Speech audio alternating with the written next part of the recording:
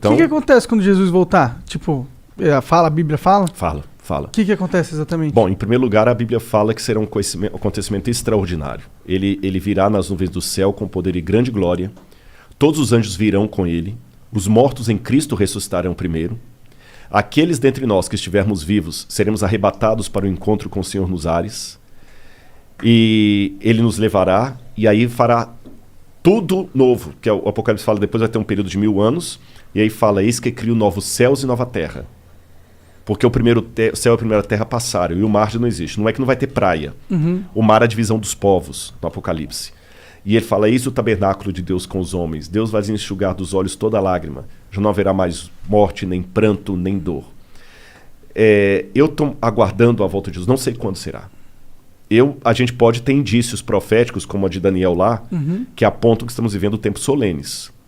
Eu não sei se é agora o tempo da volta de Jesus, mas o que a Bíblia descreveu como sendo o período do fim está muito parecido com o que estamos vivendo. Ficou claro? Ou confundiu? E eu sei, gente, que mas está muito parecido com o que a gente está vivendo já faz um tempão, né? Faz um tempão, mas nós temos situações agora que são inéditas. Que situação que é inédita? A dimensão literalmente global do que está acontecendo. Vamos pegar grandes tragédias do passado. Vamos comparar o Covid. Peste negra.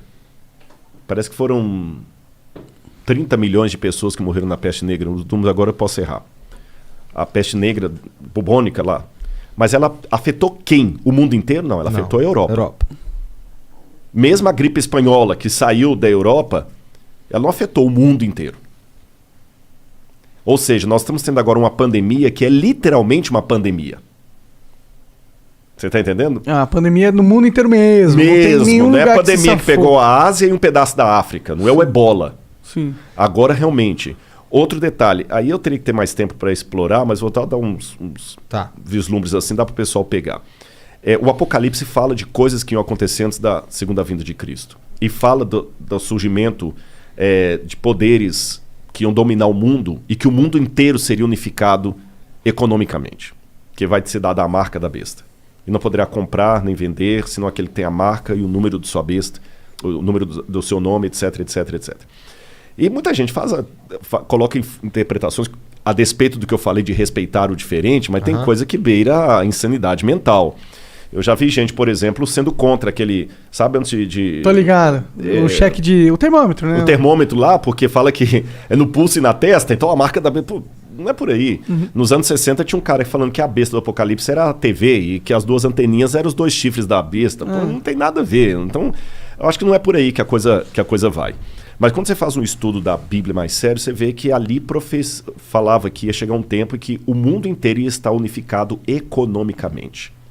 E que o mundo vai admitir a besta como a salvadora dos problemas do mundo inteiro. Então não pode ser uma Roma que dominou apenas Europa e África e Ásia. Não pode ser também uma Babilônia que pegou só o pedaço ali do Iraque, nem a Pérsia que pegou mais do Irã. O anticristo é um governo mundial, que vai ter um controle mundial. E muitas coisas que há décadas atrás eu não teria como responder para vocês, ainda que hipoteticamente, hoje que no campo das probabilidades eu tenho. O mundo hoje não precisa estar unificado em termos de países para que tenha um domínio mundial. Eu tenho consciência, gente, que o que eu estou falando está beirando muito a teoria da conspiração. Vai. Eu sei que está beirando. Mas sabe, não se falsifica uma nota de $3. Por que não falsifica uma nota de $3?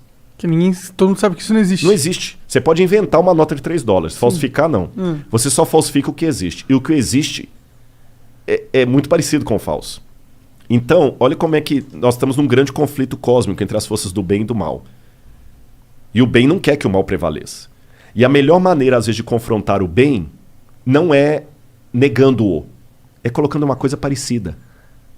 Mas que seja ridícula. Por isso que a Bíblia fala que nem sempre o inimigo das trevas, o príncipe das trevas, que ele vai apresentar preto no branco. Ele vai apresentar cinza.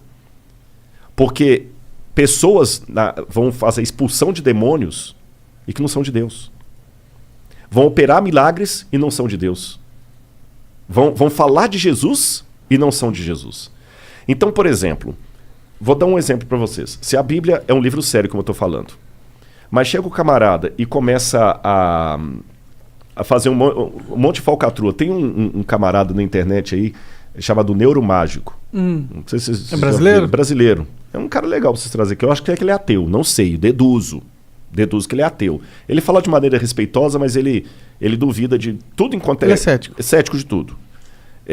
Eu vejo bacana o canal dele ali e tudo e tal. Eu acho que ele é ateu, não tenho certeza. Mas ele pega, às vezes, alguns pastores que o camarada vai lá e fala assim, olha, eu tenho o dom do espírito, né? Como é que eu sei? Eu sei aqui, ó, Igor. Tem algum Igor aqui? Aí você começa a levantar. Pois é, Igor. Saiba que hoje o Senhor vai te visitar. E começa a falar coisas.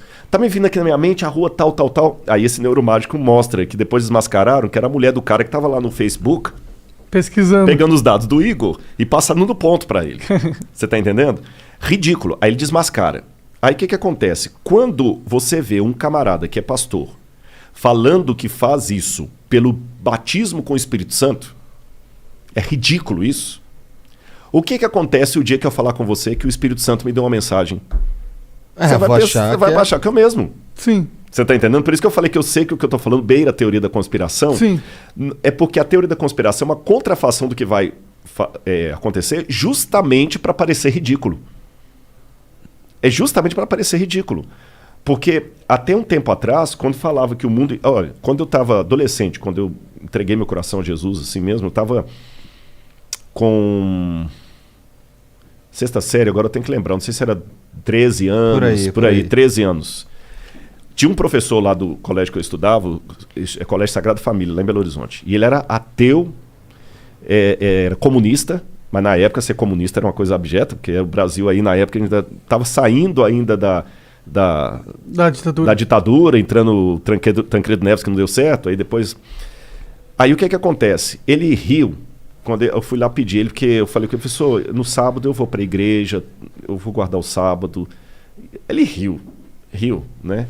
Aí ele falou, mas me explica esse negócio aí, como é que é? E eu, na minha inocência dos meus 13 anos, eu tinha estudado profecias bíblicas, comecei a vomitar um monte de coisa nele lá, mas como um menino de 13 anos. Não, você vai ver, porque o mundo vai se unificar e tudo mais. Ele deu uma gargalhada. Que ele falou assim, rapaz, nunca o mundo vai se unificar. Nunca. A União Soviética nunca vai deixar os Estados Unidos dominar e os Estados Unidos não vão deixar a União Soviética dominar. Nunca. Isso aí é bobagem. Cometeram coisa... Eu vou deixar você guardar o seu sábado, porque eu gosto de você é um bom aluno, mas isso é ridículo. Então, eu lembro da gargalhada dele. Você tá entendendo? Nunca. A União Soviética não vai... Aí ele perguntou assim, então tá, me responde uma coisa, aí eu vou me converter para sua religião. Como é que a União Soviética vai acabar? E eu lembro que no alto dos meus 13 anos eu falei assim, professor, eu não sei, mas eu sei que vai. Porque a Bíblia fala que o último governo do mundo não vai ser a União Soviética, ela vai ter... Se ela precisar cair, vai. E quando eu dei essa resposta, na verdade eu plagiei essa resposta porque tem um livro chamado Mil Cairão ao Teu Lado, que conta a história de Hazel, que foi um camarada que na época de Hitler, ele não queria ir para a guerra, então ele foi na marra. Então ele levou um revólver de madeira para não dar um tiro, porque ele não queria matar ninguém. E ele estava no front com outro soldado alemão, ele era alemão. E o soldado, cara, Hitler vai dominar a Europa e vai dominar o mundo. E ele falou assim, Hitler não vai não. Hazel, essa religião sua te fez ficar doido, por que Hitler não vai dominar o mundo? Ali no front, com bala comendo para todo lado, ele pegou um caderninho e explicou aquela profecia de Daniel 2. Olha, da profecia de Daniel 2 falou da Babilônia, da Medopérsia, da Grécia, de Roma, e Roma dividida até o fim. Não tem espaço para o Reich na profecia. Então Hitler não vai dominar o mundo. E de fato o Hitler não dominou. No livro mostra lá. Então eu falei a mesma coisa. E ele falou, mas como é que Hitler não vai dominar? Nós estamos ganhando. Ele falou, não sei, mas não vai. Com o professor eu falei a mesma coisa. Eu falei, não sei, professor, mas a Rússia vai cair, a União Soviética vai cair. E pouco tempo depois, você tem a perestroika, a glasnost, a queda do muro de Berlim, e ninguém fala em União Soviética mais. Eu não falei aquilo por profecia, mas eu falei por... Porque você acreditava que não era um momento que não tinha acabado ainda a profecia. Exatamente. E eu não sabia como, mas ia acontecer. Sim, então sim. Hoje eu não tenho os detalhes. Mas eu tenho um mundo caminhando a passos largos para aquilo que o Apocalipse fala. O Apocalipse fala o seguinte, que ia chegar o tempo em que Deus teria que destruir os que destroem a terra. Apocalipse 11, 19. Destruir os que destroem a terra. Quando você lê isso no grego, Igor, tá bem assim, os que estão destruindo a terra, a terra, o planeta redondo. Agora, o que acontece? Na época que João escreveu isso, o mundo não tinha como ser destruído pelo ser humano. Só em 1935 foi publicado o primeiro livro falando de poluição e destruição da Terra, que foi de Rachel Carson. O Apocalipse foi escrito no ano 97, 1935, faz a conta aí. E agora o mundo pode ser destruído. E o Apocalipse fala de pragas de Deus que iam ser enviadas à Terra. E gotas dessas pragas cairiam antes do fechamento da Porta da Graça para servir de evidência do que vai vir. E sabe uma das pragas? Vou falar de duas, para não assustar vocês. São similares às pragas do Egito. Uma delas no Apocalipse fala o seguinte, que o anjo derramou sua taça sobre os rios e fontes d'água, e eles se tornaram como sangue de morto. E era complicado as pessoas beberem a água, porque elas estavam como sangue de morto. Como é que é o sangue de um morto? Não é viscoso, vermelho. É viscoso, escuro, quase coagulado. Como é que está o Rio Tietê? Como é que está a Lagoa Rodrigo de Freitas? Como é que estão essas coisas? Foi-lhe dado ao sol que queimasse os homens com intenso calor. Aquecimento global. Aquecimento global. Que muitos negam. Falo também que é a teoria da conspiração, que não existe aquecimento global. Mas o fato é que as geleiras... Eu não sou cientista. Por favor, não cobrem de mim o que eu não sou. Tu é cientista, mas não esse cientista. Não esse tipo, Agora, mas eu sei que as calotas estão derretendo. Sim, a gente tem evidências. O nível da água está subindo. Sim, você está entendendo? Tem recorde de temperatura em vários lugares. Se isso é discurso globalista ou não, não sei. Mas que temos recorde de temperatura, temos. Inclusive, no Canadá deu 49 graus e 300 pessoas morreram. Porra! Deu 49 graus. Imagina só, isso é clima de deserto. Eu enfrentei isso no deserto da Judeia. Então... Caralho. Eu tava lá, vindo quando eu vejo essas coisas no Apocalipse, eram coisas que não podiam acontecer na época de João. Na época de João não tinha poluição. Não existia esse lance de rio se tornar como sangue de morto. Tinha, né? Na época de João não, né? Não, poluição é revolução industrial pra cá. É, mais ou menos, né? Porque, tipo, a França tinha muita poluição, tanto que os ratos dominaram e aí teve peste bubônica. Mas aí não é bem... É que a poluição, você fala poluição do ar. Do ar, sim, não da rua da cidade. Exatamente. Entendi. É poluição do ar mesmo, da natureza. E você tinha os grandes centros contaminados. Mas hoje você tem a natureza. E Paulo fala que a natureza geme com dores de parto aguardando a redenção dela. É coisa pro nosso tempo. Então hoje não, hoje você tem realmente uma atmosfera sendo poluída. E mesmo que eu jogar a Bíblia para lá, sem querer ser pessimista demais, se eu ouvir só alguns cientistas, porque a ciência também não é uma... A ciência não é uma ciência exata. Sim, não é uma... Não é um consenso. Não tem um consenso. Às vezes eu brinco parafraseando uma piada que eles contam dos judeus. Às vezes, dependendo do lugar, você tem 5 cientistas conversando e vai sair 6 ideias. Né? Porque mesmo os caras às vezes não tem, mas de modo geral, se você conversar com alguns cientistas aí que estão preocupados com a ecologia, dentro de pouco tempo não vai ter mundo para suas filhas. Não vai ter. A água, gente, a água está com os dias contados, a água potável. Não vai ter água para todo mundo. Não estou querendo ser catastrofista, não, mas é a realidade. É só ler. Vocês estão entendendo? Então, quer dizer, o mundo marcha para o fim, seja pela profecia bíblica, seja pelas evidências que alguns estão nos alertando. Aquele Doomsday Clock. Doomsday Clock, Como é que fala em português? Doomsday Clock. O relógio do da apocalipse. Catástrofe, do apocalipse. Que os camaradas colocaram lá. São cientistas sérios. Doomsday seria o dia... Da hecatombe. Hecatombe agora desculpa. Hecatombe. Não sei se aqui diz relógio do juízo final. Juízo final. Foi uma paráfrase. Né? Mas o relógio do juízo final, pra você ver, foram cientistas, não um grupo de pregadores loucos na praça. Quanto é que tá marcando agora? 11h55? Não, nós estamos a 100 segundos da meia-noite. 100 segundos. Confere aí se eu tô falando. Então... 100 segundos. Caralho, não é 100 segundos, não? Aqui no minha esposa tá corrigindo lá. Eu pensei que era 100 segundos que faltavam. É 6. 100. 100? Eu não sei. Quanto tempo falta pra minha... Não, minutes não. Minutes dá 1 minuto e pouco, né? 2 minutos. Mas eu acho que é 100 segundos para meia-noite que tava faltando. Ou seja, agora qual que é o problema? São 100? Mas teve muito Ed na frente dessa informação aqui.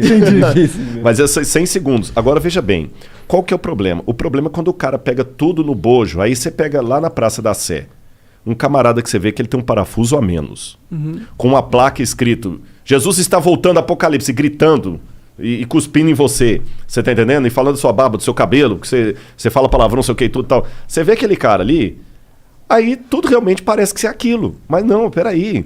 Tem aquele cara lá que é um descompensado, mas tem cientista sério falando, gente, o mundo tá acabando. A gente tem. É. O mundo não, né? Mas a raça humana. A raça humana. Pra mim acaba o mundo, né? Porque eu tô nela. Então, assim, tá caminhando pra uma época que a gente tá chegando num deadline. Aham. Aí, como eu vi... Aí, por que eu acredito que a Bíblia vai acertar com o futuro? Aí vem da profecia de Daniel. A amostragem que eu falei. Ela acertou com relação ao passado. E ela vai acertar com relação ao futuro. Você entendeu? Até... Tem uma coisa tão brilhante.